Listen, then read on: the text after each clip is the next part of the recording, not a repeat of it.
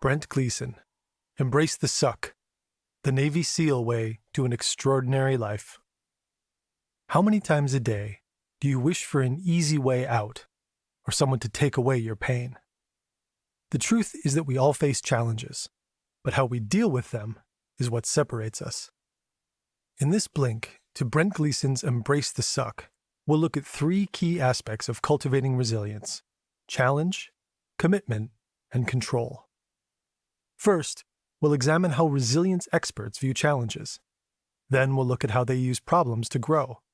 Finally, we'll see how they stay focused on their goals.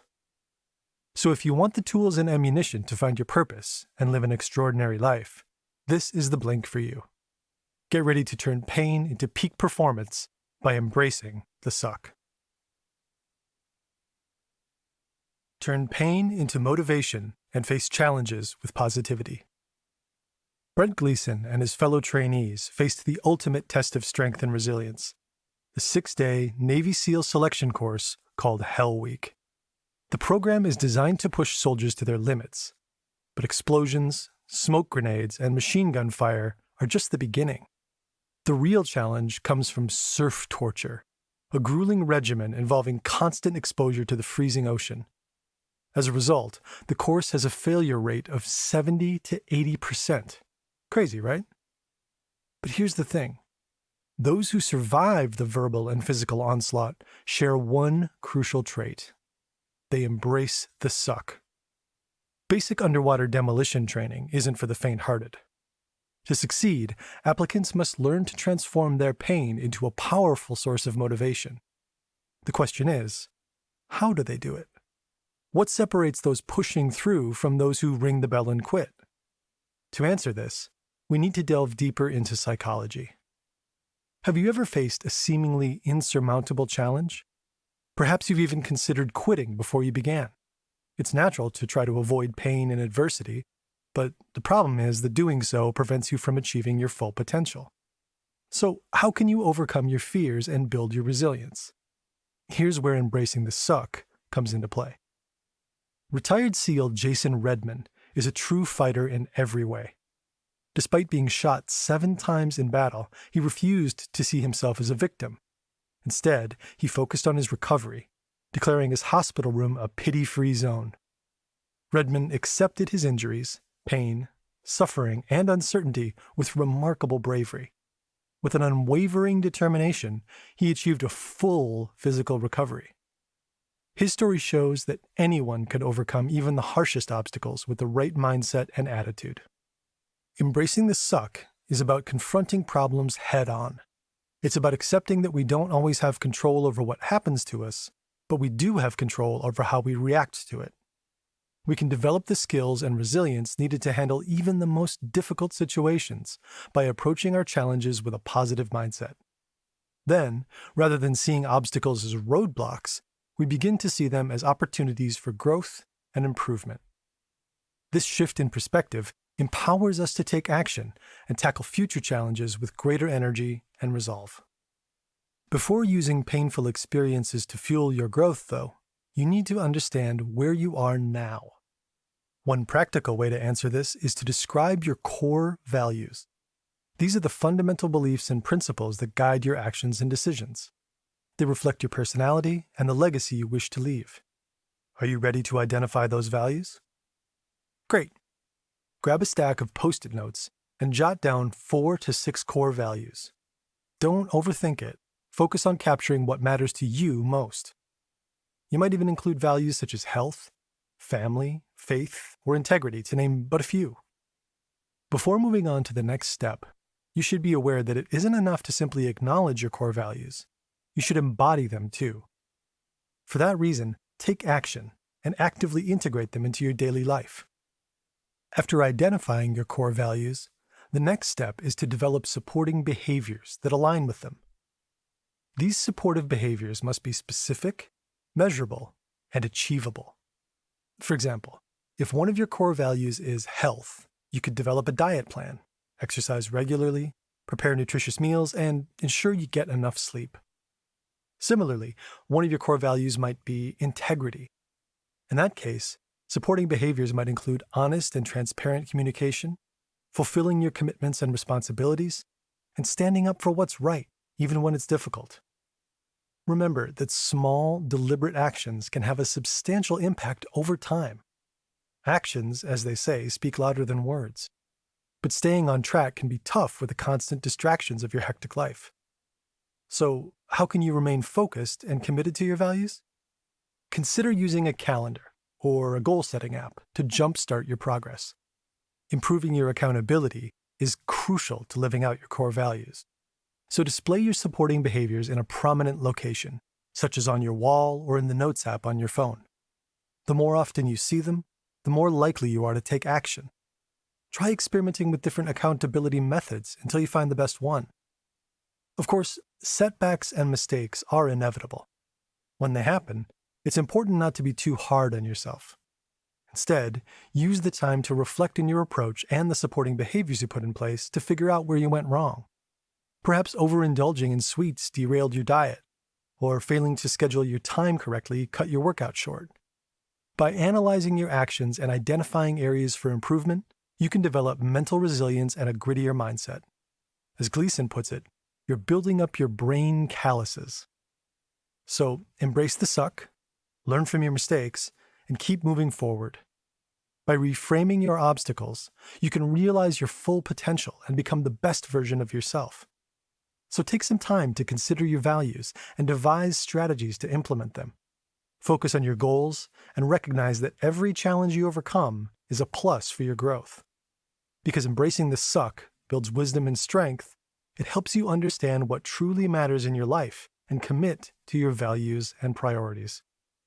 In the following section, we'll look at the importance of commitment. Use stress and failure to learn and grow. The SEAL team's objective is clear: locate a high-value target in rural Iraq. But fate intervenes. As the team approaches its destination, one of the Humvee tires blows out, forcing an abrupt halt. The team sets up security and then replaces the wheel. But the problems are just beginning. As the elite soldiers approach the secluded farmhouse, they encounter unexpected resistance in the form of some bull-headed livestock. After corralling the troublesome goats, the team moves in. Yet their luck worsens when Gleeson falls waist-deep in muck. Aside from uncovering a weapons cache, their mission is a bust. Despite the setbacks, Gleeson quickly loads the weapons into the Humvees for extraction. As the team returns to base, one of the convoy loan vehicles collides with the bridge, causing a traffic pileup. Unfortunately, it takes 2 hours to clear the roads. Eventually, the SEALs move out, leaving the damaged Mercedes behind. After completing their mission and delivering the weapons, the team returns to retrieve the $300,000 vehicle, only to find that it's been stripped of its parts. The only option left is to write a check to cover the damages. Wow, what a day. So, why are they all so chill? There's a simple explanation. At the core of SEAL training lies perseverance. Giving up isn't an option. Well, it is, but not for those who want a career in the Special Forces. The key point here is to view failure as a learning experience. By embracing the hardships that come our way, we can learn to get comfortable with being uncomfortable. The question is, how can we shift our mindsets and deal with setbacks efficiently? Well, we can start by examining the realities of failure. First, we need to accept that failure can distort our view of our goals and abilities, leading us to believe false things. Failure can also lead to feelings of helplessness and fear, which in turn result in a failure complex. Another disadvantage of failure is the possibility of self-sabotage. So in order to succeed, we have to confront our fears. And because willpower is a muscle, we must exercise it, or it'll be lost. Finally, when dealing with failure, we need to concentrate on what we can control. To recap, accepting these realities can help you navigate failure more effectively and develop a resilient mindset. Yes, it's true. When used correctly, stress and anxiety are powerful growth tools. How can that be? Well, think back to when you excelled at something, like learning a new language or taking a test. stress and anxiety were almost certainly present, shaping your results and who you are today. With this in mind, psychologists Alia and Thomas Crum have developed a 3-step model to help people harness the creative power of stress. Here's how it works. Step 1. See it. Acknowledge and recognize the stress you're experiencing, reframing it as an opportunity to grow. Investigate its potential root causes. Step 2. Own it. Take ownership of your stress response, recognizing that you can choose how you react. Step 3. Use it. Channel negative energy into constructive action, using it as a tool for growth and development. Learning to control and express difficult emotions can be tough, but it's vital for personal growth. Accepting and processing your feelings allows you to gain a better understanding of yourself and how you prioritize your experiences. Also, being comfortable with discomfort and facing obstacles is the only way to move forward positively. In other words, the key to personal growth is to embrace the suck and learn from it.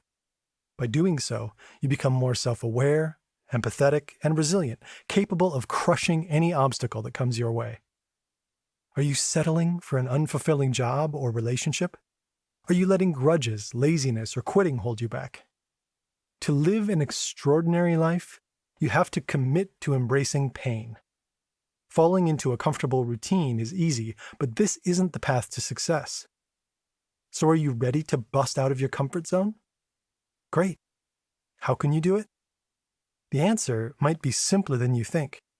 Do something that sucks every day. After you've selected your goals and whittled them down to the ones that genuinely excite you, the next step is to list specific actions for each, including parts that suck. All this is great practice for regularly testing yourself and your comfort zone. So collect your courage and take action. It may sometimes feel unsettling, but you'll be proud of yourself for making positive life changes. Now, let's move on to your execution strategy. Master the SEAL mindset, self-discipline, and strategy. So far, you've learned that pain is a pathway, and being comfortable with discomfort is a key factor in achieving success. Now, you can start putting this all into practice. By modeling the SEAL mindset for execution, you can live beyond your comfort zone. Let's begin by breaking the tasks down. SEAL operations require strategic planning. Setting goals and identifying controllable threats is the first step. Next, the team evaluates the resources needed and assesses mission feasibility, drawing from past experiences. Finally, each team member's role and responsibilities are defined to establish accountability, and outside experts are consulted for additional perspectives. Contingency plans are also developed to prepare for unexpected issues. How can you make sure this model works? To execute any plan, you need self-discipline. Do you routinely put off tasks that you plan to complete first thing in the morning? If so, it's time to take another page from the Navy SEAL playbook. These elite combatants are highly skilled in close-quarters combat and follow the training motto, slow is smooth and smooth is fast. They learn how to overcome subconscious limitations and improve their self-control. And so can you. The problem is that discipline involves more than just willpower. It's also about recognizing your flaws and taking preventive steps to avoid temptation. When you make mistakes, Gleeson stresses the importance of reflection, using missteps to identify triggers and create plans to stay on track. For instance, if you want to drink less, you should remove alcohol from the house. Likewise, muting your phone can help you avoid distractions. By taking these steps, you can develop the discipline needed to achieve your goals and live your best life.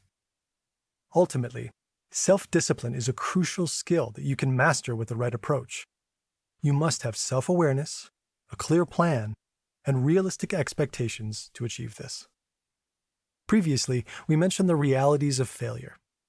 When you encounter such setbacks, do your best to overcome your guilt, anger, or frustration, and embrace these challenges.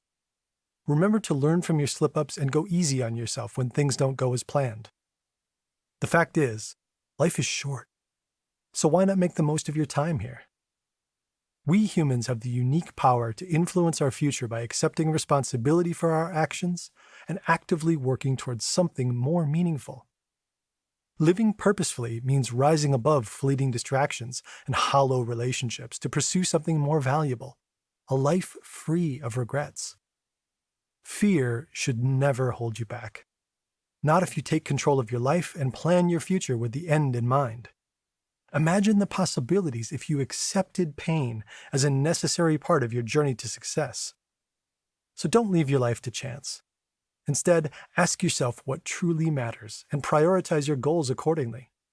Then, take deliberate action to build an extraordinary future and strive to leave a legacy you can be proud of.